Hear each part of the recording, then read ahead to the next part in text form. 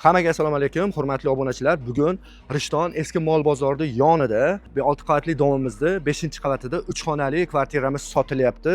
Zudlik bilan hozir men sizlarga buni obzorini qilib beraman. Qani ketdik. Kirish joyimiz, avtomatlarni akkuratni qo'yishibdi. Aboylarga gap yo'q. Sanuzilda hojatxonamiz отдельный ekan. Vannasi отдельный ekan. Bu joyimiz kuxnya, mebellarni hammasi qolar ekan. Mebel jihozlar hammasi qoladi.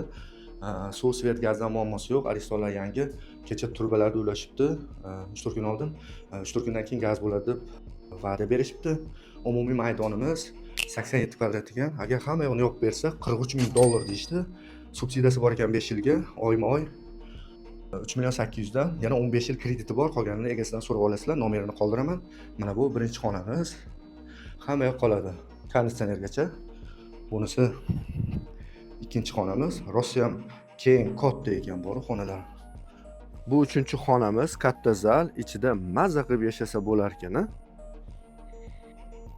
Kimga kerak bo'lsa, pastda nomerlar qoldiraman, bemalol aloqaga chiqib, baraka qilishlaring mumkin. Bu videoni kvartira qidirib yurgan tanishlaringizga yuborib qo'yinglar. Koridori ham uzun ekan. Manzilni eslatib o'taman, Rishtondan Zodion kelishda eski mol bozor, shu chap tomonimizda, shu domlarning orqasida pishkanishdan bo'lgan domimiz.